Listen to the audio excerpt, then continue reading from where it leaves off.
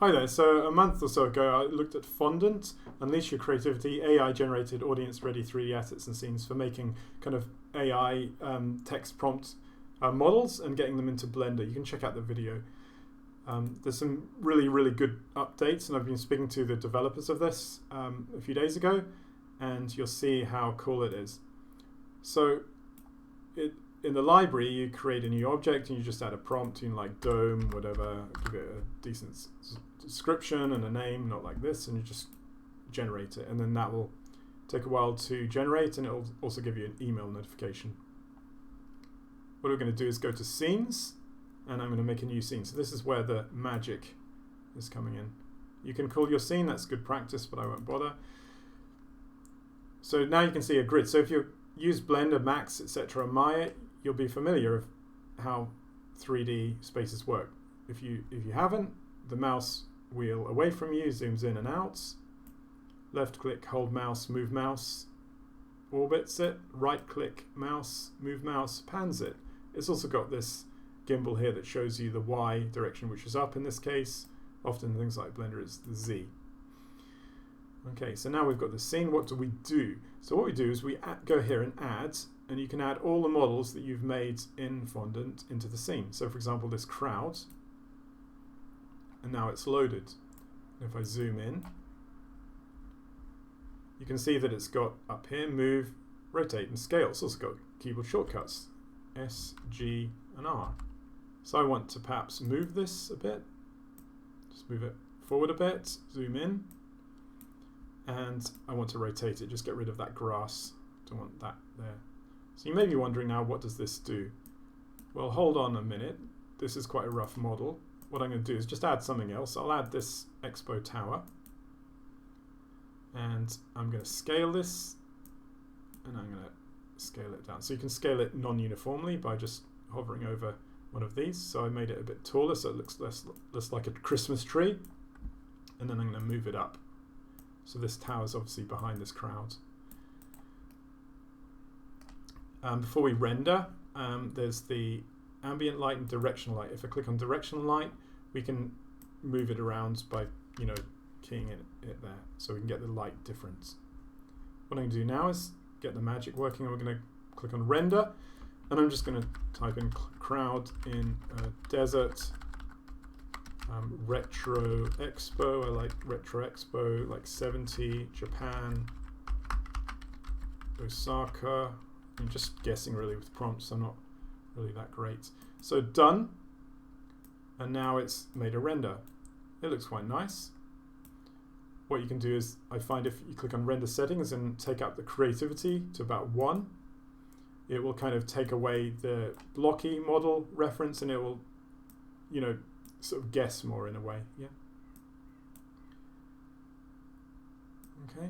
So it's good, and we're setting up the composition here, so you can see, I really need 2 monitors, but you can see on this render, if I left click and shrink it a bit, it sort of gives you the reference there. Great. One thing I have to say is that it would be really great to see in an update, like something like Max, where we can have the safe frame, and we can basically change the dimensions of it, to really set up our cinematography in the scene, with empty space and solid space, which is very important for setting up shots. But for now, it's giving a decent square render. Great. Gray background, we can change that. So we can go to scene, and you can click in here like a nice blue or something. Sky blue.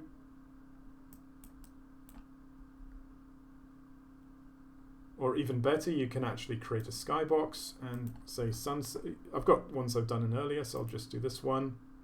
And you can change the different styles. It gives you sort of preview of pre-made styles in each of the styles. And let's just go to realism and create magic spikes. We can also have negative prompts, so I close that. So while that's kicking in, we can still do some things here. While we're speaking, it'd be good to actually get a field of view on this, to change the camera angle as well. But it's a really great tool, if you're not familiar with 3D applications, or you just want to create something quickly, just a concept, without having to mess around making 3D models or making AI generated 3D models, getting into Blender, pressing render. I know in Blender it does have I think it's a Mid-Journey plugin, so you can actually get your rendering with the AI on top of the models. But again, it just takes a while. This is a really good sort of concept thing to have a go at. Just waiting for the skybox to kick in, and now it's made that. So obviously there's some trees, so I don't really want the trees, so I'd have to render it again. But if I just tilt the angle up, then it takes the trees away and it gives a nice sky thing. And obviously we can control the ambient light, we can change the color. I can increase it to say 2, and then we can take out the ambient light 1, directional light, say give that 2. Okay, so we can change things like that. We can also change the color to match the mood. Very colorful. I find these renders come in very colorful. And we can also change the randomize on it. So what I do is I set it up a composition I like, and I just click randomize. And to save your image, you can save as. I find that it's a bit buggy. It could be my virus software, but what I do is copy image, right click copy image, and go to my 2D editing program and just Control and V, and then that you've got it in there. Okay. Just delete that. At the moment, the image size is coming in at 512 by 512, so it's quite small, but obviously you can upscale that in other renders. I'm just going to open a scene that I made earlier from that image you just saw in GIMP. And there you go, it's just loading in all the models. I've duplicated that crowds and rotated it to, give a kind of big crowd. There's a little ship there, and there's a cool metro sign and this woman there in a tower. Again, just have render and just type in expo, whatever, 70 tower. Obviously more detailed than that, but I'm just doing this for time. And then it makes the render like that. Cool. And then again, as I say, crank up the creativity is a good idea. And then you can just right click and copy image, and then go to GIMP. And as you can see, there's some I've made earlier, and I can just scroll. I've put them on layers, so I can scroll down from the same composition, different randomization. For example, I like this one here, and just this different composition here as well. Just going through them. Obviously, as I say, it's 512 by 512, so you can scale it up in things like Mid-Journey or whatever, or other AI upscaling tools, and do face correction. Okay, and you can also do things like you could take it to. I'm in the wrong folder, that's so annoying. Just go to YouTube, and you could open up Picker Labs or something like that and do image to video like this, like blowing hair in the wind. And then you can make some films with it as well. So all in all, it's a really good tool, and it's constantly being developed. So when you watch this, they may have a new feature. Lots of features that could be added. The important thing is not to make it like a full-on 3D app, because that takes away the sort of accessibility. Children could use this, or adults that don't know 3D that well.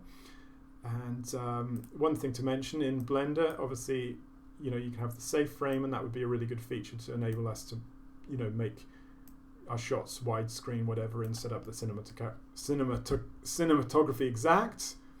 Whereas in this one, it's kind of more guessing, because we can't see where it's cropping to. But it's really good for square images at the moment. Thanks so much for watching this. I'll put all the links in the description for things like Fondant, and you can subscribe to me, and like and comments and questions are welcome. And also in the description, my book, Cities of the Imagination, helps you make cities of the imagination using traditional and digital tools and AI. Thank you so much. Have a great day wherever you are in the world, and bye.